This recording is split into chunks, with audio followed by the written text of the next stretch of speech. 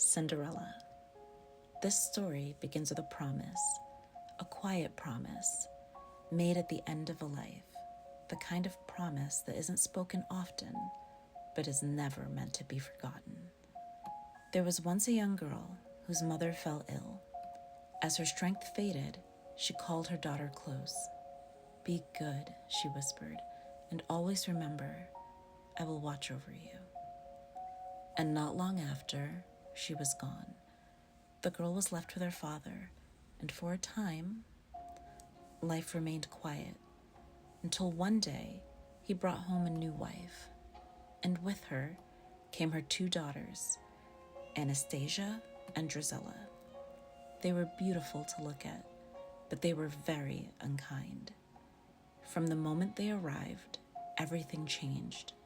Cinderella's fine dresses were taken from her, replaced with rough cloth and worn shoes. Her place in the home was stripped away. She was no longer treated as family, but as something lesser. She rose before dawn, she cleaned, she carried water, she tended the fire, and when the day was done, she slept beside the hearth, among the ashes, and so they called her Cinderella. But she did not forget. Each day she went to her mother's grave. She would kneel there quietly, beneath a small tree that she had planted with her own hands, and when she did, the tree would stir, and a white bird would appear, still watching, as if it understood. Years passed this way, until one day a royal announcement spread across the land. The king would hold a festival, 3 nights, and every maiden was invited. The prince would choose a bride. Her stepmother was delighted. Anastasia and Drizella could barely contain their excitement. They ordered Cinderella to prepare everything, brush their hair, polish their shoes, fasten their gowns. She did everything that they asked, quietly and carefully.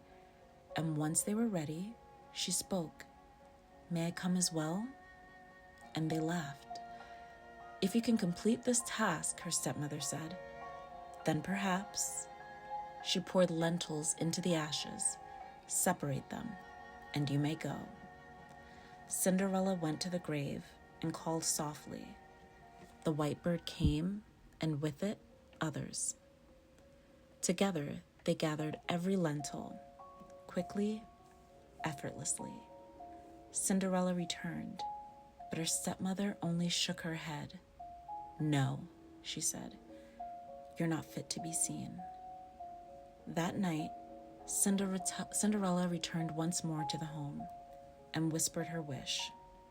The branches stirred, and before her appeared a dress, soft as light, brighter than anything she'd ever known, and shoes that shimmered with every step.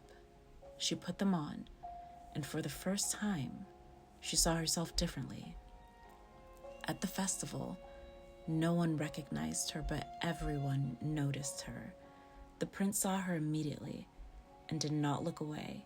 He danced with her and spoke only with her, as if no one else existed. Anastasia and Drizella watched in disbelief. Her stepmother's expression tightened, and before the night could end, Cinderella stepped away, gone before anyone could follow. The second night, she returned, even more radiant, and again she vanished. The prince grew determined. On the third night, he made a plan.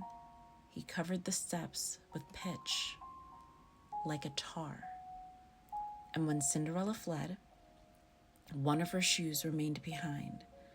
The next morning, the search began. Every maiden was to try the shoe. Anastasia went first. The shoe would not fit, but her stepmother leaned close. "Cut your heel," she whispered. "It's better to be queen than to walk comfortably." And Anastasia obeyed. She forced her foot inside, and for a moment, it seemed to work.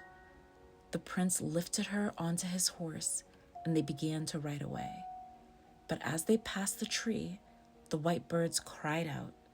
There's blood in the shoe's too small, he's chosen the wrong bride. The prince stopped. He looked down and saw the truth. Blood filled the shoe. He turned back. Now Drizella stepped forward, determined, desperate, and again, the stepmother whispered, "Cut your toes," and Drizella obeyed. She forced her foot into the shoe, and once again, the prince was deceived. He lifted her up and rode away, but once again, the birds cried out, "There's blood in the shoe is too small, he's chosen the wrong bride." The prince stopped again, looked down, and saw it clearly, blood. He turned back a second time. 2 false brides, 2 lies. "Is there no one else?" he asked. Her stepmother hesitated. "There's another girl, but she cannot be the one. She's only a servant." "Bring her," the prince said. Cinderella was called. She stepped forward quietly, still in her simple dress, still marked by ash. No one was expecting anything, but the room grew still. She sat and gently placed her foot in the shoe. It fit perfectly, as if it had always belonged to her. No force, no pain, only truth. At that moment, the white birds returned. They circled above her softly, as if confirming what we now saw. The prince looked at her again, and this time, he truly recognized her, the girl from the festival, the one he had searched for.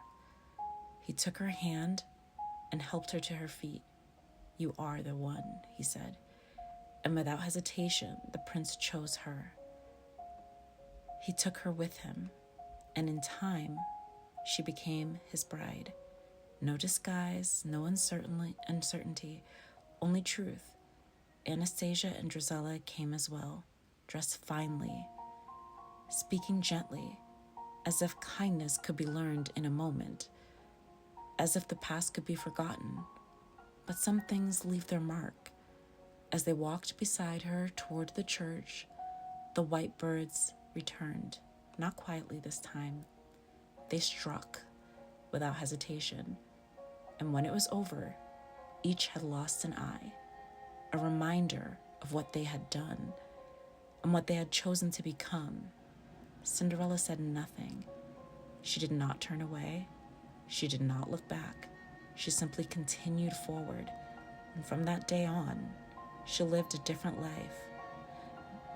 Not one given to her by chance, but one she had endured, one that she had to reach for. Some stories end with kindness, others with justice, and some with both.